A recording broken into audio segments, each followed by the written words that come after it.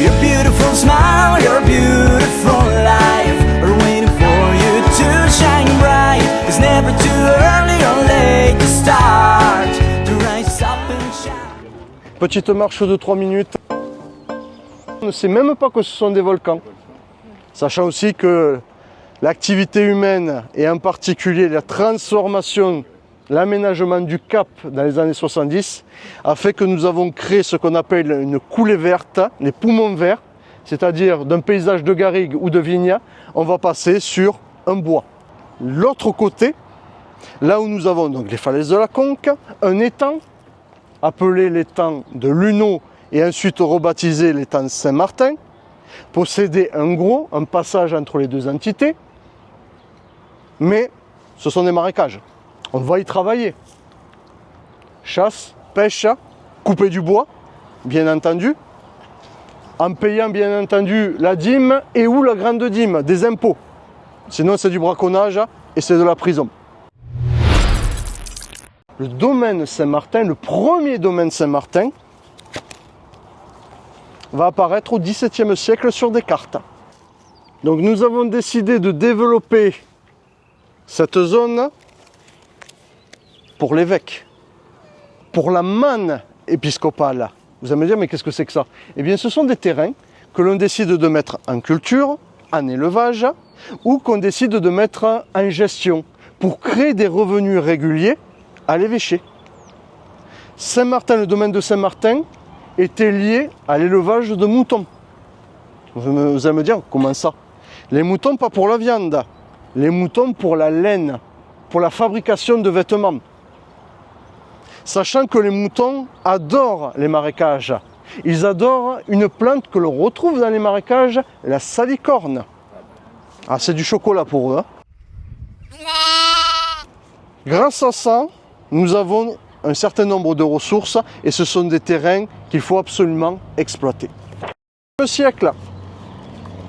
Alors, soit la carte est plus précise, soit nous avons rajouté un élément très important que vous voyez juste ici. Bon, je sais, c'est un peu coupé, mais il est marqué bois. Donc nous avons toujours Saint-Martin et nous avons en plus un bois très important.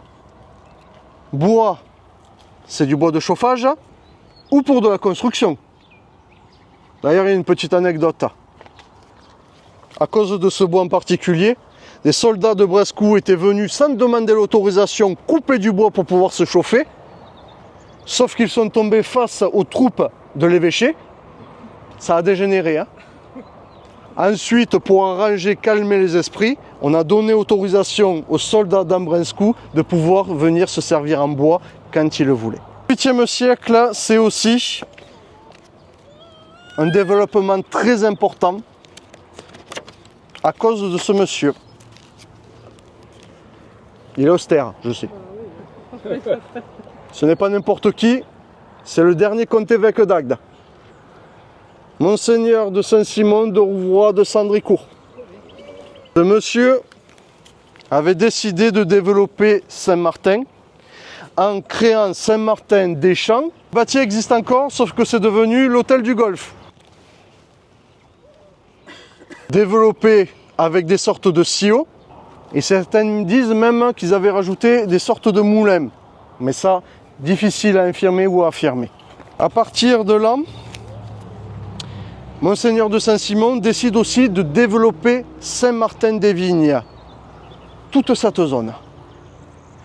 Il y a une légende qui dit que lors d'un voyage en Italie, il aurait goûté un petit vin sucré, le muscadet. Et à son retour sur Agde, il avait ramené ce cépage dans ses bagages. Et il avait décidé de l'implanter, de le développer ici, là où les flancs étaient propices. Techniquement, c'est la naissance du premier domaine viticole. Avec cela, Saint-Martin va poursuivre son développement et on va retrouver une structure d'apparat, d'agrément. Ce qui sera en fait, on ne peut pas le qualifier d'hôtel particulier, on va plutôt le qualifier de maison bourgeoise. Après la Révolution française, il y a de très gros changements. Qu'apporte la Révolution française, mis à part la liberté? On rentre dans les détails. Alors, qu'apporte la Révolution française au niveau des campagnes? À qui appartiennent les terrains avant la Révolution? Aux religieux, évêchés et aux nobles. Avec la Révolution française, nous connaissons une redistribution des cartes. C'est-à-dire, ceux qui appartenaient à des diocèses sont vendus en tant que biens d'État. Et en fait, c'est à cette période où Saint-Martin va être vendu. Alors, ce ne sont pas des familles agatoises au début. Ce sont de très grosses familles de Sète et de Béziers qui participent à la vente aux enchères. Ceux qui ont les moyens de pouvoir racheter le bâti noble et ce qu'il y a autour. Et à partir de là, je ne vais pas rentrer dans les détails, plusieurs noms vont se succéder. Et à chaque nouveau propriétaire, on va faire en sorte de rajouter du nouveau bâti. Par exemple, pour ce corps de bâtiment, c'était les chais. Il faut imaginer à l'intérieur d'immenses foudres pour la vinification, pour la fabrication du vin. Vous voyez la taille un petit peu? C'est colossal. Puis on va rajouter la maison du gardien, juste ici. Puis on va rajouter les dépendances avec cette ligne de bâtiment. Vous voyez encore la fenêtre palière. À l'intérieur, écurie, scierie. Bref, tout ce qu'il fallait pour pouvoir vivre au niveau de ce domaine. Presque, je dis bien presque, en autarcie. Juste en face, la maison bourgeoise. Il y avait aussi une serre d'agrément. C'est pas pour les légumes, hein. Serre d'agrément pour pouvoir profiter d'un lieu végétalisé. Mais il y avait aussi un potager pour les légumes et une chapelle. C'était monnaie courante dans les domaines d'avoir des petites chapelles dites familiales. Assez petites, assez simples, assez austères. Par contre, l'intérieur était décoré selon les goûts des propriétaires. Grâce à ça, Saint-Martin va être une véritable pépite. Saint-Martin va avoir son heure de gloire jusqu'à une certaine période terrible. Seconde Guerre mondiale, je ne vous en dis pas plus. De ce domaine, qu'est-ce qui nous reste? On va marcher un petit peu. Your beautiful smile, your beautiful life are waiting for you to shine bright. It's never too early or late to start, to rise up and shine. Your beautiful smile, your beautiful life are waiting for you to shine bright. It's never too early or late to start, to rise. Vous allez voir. Je ne vous ai pas parlé du parc qui se trouve de ce côté. Un grand parc type à l'anglaise. C'est-à-dire, qu'est-ce que c'est, hein? C'est beaucoup de végétation, des chemins qui s'entremêlent comme un labyrinthe, le chaos contrôlé, l'exact opposé des jardins à la française. Et voici le bâti principal. On est sur du 300 mètres carrés. Petite maison secondaire. Alors ici, nous sommes sur un aménagement que nous avons retrouvé exactement le même au niveau du centre ancien d'Agde. Fait construire au 18e, plutôt fin 18e siècle, une structure identique. Mais on est sur le même modèle, du copier-coller presque. C'est-à-dire en retirant la terrasse et en retirant le belvédère, nous avons,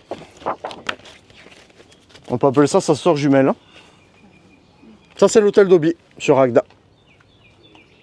Des chaînons d'angle, de grands encadrements de fenêtres, basalte bien entendu, hein. Mur en basalte recouvert de mortier. Et quand on compare les deux, hein, c'est frappant. Hein. Un effet de mode, on appelle ça un effet de mode. Et c'est rare, hein. Ce type d'aménagement, techniquement sur Agde, au vu de ce que je connais en termes d'hôtels particuliers, maisons bourgeoises, il n'y en avait que deux. Hein. Presque unique. Hein. Et là nous avons une magnifique vue d'ensemble quand il y avait en plus toute la partie vigne Sur un type de mur aménagé, construit en moellon. C'est-à-dire ce sont des blocs bruts, non travaillés, que l'on récupère aux alentours. On fait un coffrage de bois, les blocs sont positionnés et ensuite on va lier le tout avec du mortier. Cela permettait de créer cet ensemble pour maintenir aussi la terre de l'autre côté et créer quand même une base assez solide pour l'habitat que nous avions. C'est bien simple, en le positionnant ici, ils avaient une vue complètement stratégique sur une grande partie du golfe du Lion, une vue totalement dégagée sur le golfe du Lion. Sûrement même l'une des plus belles vues. Cet ensemble était terminé par un belvédère qui, selon le positionnement, le type d'après la photo, ils ont essayé de recréer le principe d'un lanterneau, c'est-à-dire essayer de créer une sorte de vue panoramique à 360 degrés et un lieu où on va capter le plus de lumière naturelle possible. Oh, merci Arnaud. Donc je vais prendre la suite avec concernant les dommages après les dommages de guerre. Donc comme disait Arnaud, les Alliés vont bombarder exactement Saint-Martin. Est-ce que vous savez pourquoi? Parce qu'il y avait une batterie de canons qui était un peu plus loin ici dans les bois. On va y aller tout à l'heure. Voilà, et donc qui abritait les plus gros canons qu'il y avait sur le secteur. Le secteur du moins d'Agde. Voilà. Après il y avait 7 à côté, mais il fallait défendre le côté portuaire d'Agde. Donc les Allemands avaient abrité divers canons sur le secteur ici. On va aller voir les emplacements tout à l'heure. Le bombardement, donc les Alliés vont bombarder le 12 et 13 août 1944. Pourquoi cette date? Voilà, c'est pour déstabiliser un peu, si vous voulez, tout ce qui était militaire allemand sur le secteur du sud de la France.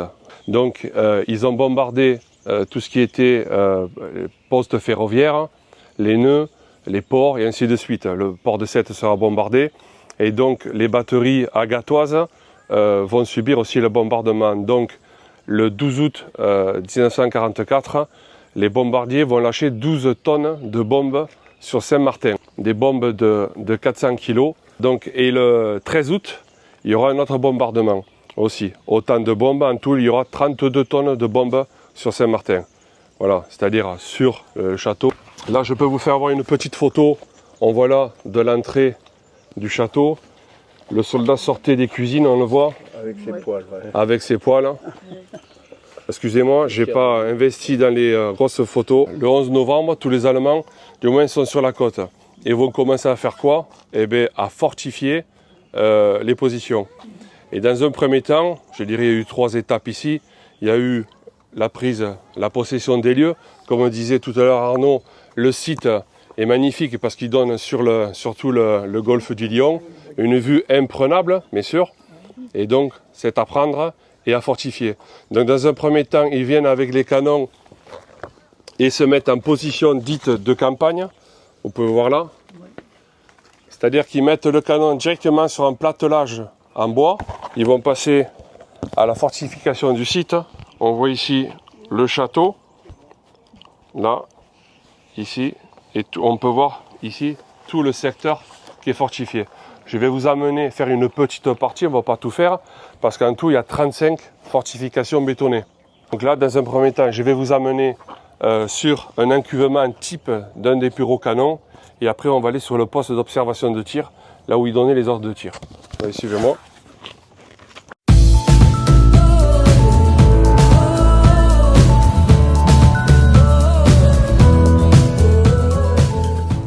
C'est la route qui a mené sur Saint-Martin-des-Champs. Donc ici, pour contrôler l'entrée, l'accès sur le site, derrière vous, vous avez le premier poste de garde bétonné avec un camouflage, comme disait tout à l'heure Arnaud, avec les mêmes pierres de construction. Voilà, pour inclure la fortification dans le terrain. C'est un bunker, voilà. Vous avez une entrée là-bas et une entrée là-bas. Un bunker a toujours 2 entrées. Si une entrée est obstruée, on pouvait sortir par l'autre. Ici, juste ici, en passant, regarderez. Ils pouvaient se mettre à l'abri s'il y avait un éventuel bombardement.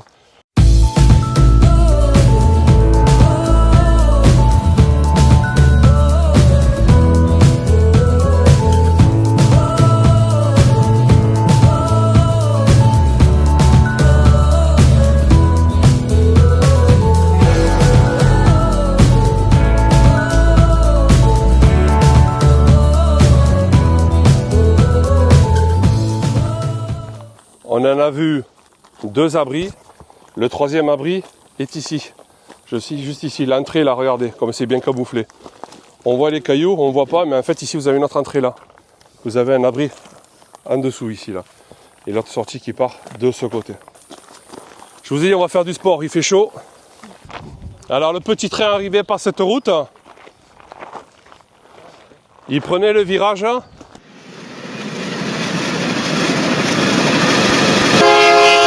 Le petit train, les rails, arrivaient par ici. Et arrivaient jusqu'au quai des déchargements. On va arriver un peu plus haut.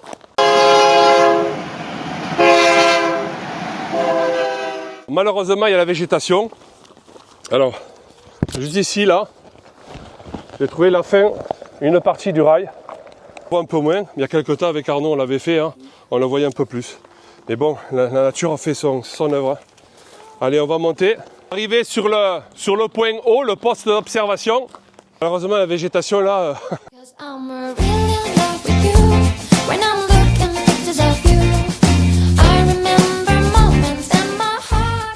Le site est devenu camping après-guerre, le premier camping naturiste d'Agde.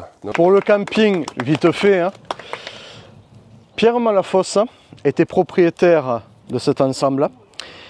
Pierre était un résistant. Après-guerre, il avait décidé de se lancer dans une activité viticole, la fabrication du vin, il avait un domaine, mais il a été accusé du sucrage du vin. Ça, c'est pas bon. Hein. Pas bon. Quand accusé et surtout reconnu coupable, vous vendez tout et vous allez planter des choux, vous allez faire autre chose. Pierre Malafosse a décidé de venir s'implanter ici. Il a décidé de se lancer dans le camping, mais le camping naturiste, qui était en fait en plein boom. Quand je dis naturisme, c'est les codes allemands, c'est-à-dire vivre en relation avec la nature, nu dans la nature.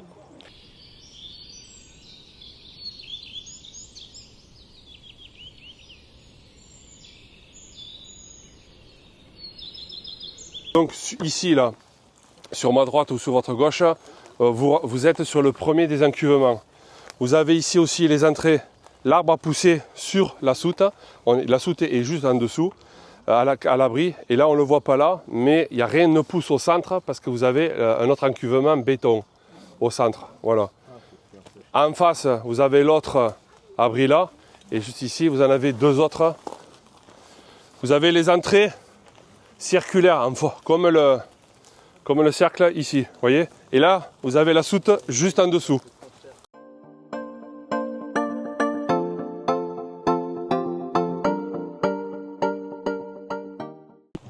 Pour les bunkers, en fait, après-guerre, le pillage, bien sûr, laissé à l'abandon, mais au moment de la mission Racine, on a sauté sur l'occasion pour essayer de masquer ce passé. Les arbres que vous voyez plantés même sur les bunkers, ils ne sont pas venus naturellement. Hein. Tous les arbres que vous avez ici ont été entièrement plantés. Donc on a fait en sorte de mettre quelque chose au-dessus pour cacher, voire même avec un arbre, favoriser la destruction de la structure. Mais c'était l'époque qui voulait cela. C'est honteux, hein. Effacer le fait que dans le sud de la France, on avait des structures allemandes. Effacer le fait qu'il y ait eu des Français qui ont participé. Obligés ou non. Obligés ou non. Hein. C'est une période où on essaye vraiment de gommer l'histoire. Et ça, il faut éviter de le faire. Parce que si on gomme l'histoire, on va forcément faire la même erreur un petit peu plus tard. Et recommencer, recommencer et recommencer. Il faut en parler. Il faut faire ce qu'on appelle le devoir de mémoire. Mais il faut expliquer ce qu'est ces structures défensives. Pourquoi elles étaient ici? Pourquoi le Mont-Saint-Martin a été ravagé? Pourquoi il a été transformé? Et ça, c'est le rôle d'historiens locaux. Donc je remercie David Malin de l'association 3945. C'est eux qui gèrent les bunkers de la Tamarassière. J'espère que cette visite vous a plu. Vous avez pu découvrir un élément. Souvent on y passe. Hein. Même les agatois. Même les agatois. Même les agatois passent souvent, mais... Vous avez découvert des choses. Hein. Oui. Sur ce, je vous souhaite une bonne fin de journée. Et peut-être à une prochaine fois pour une prochaine visite.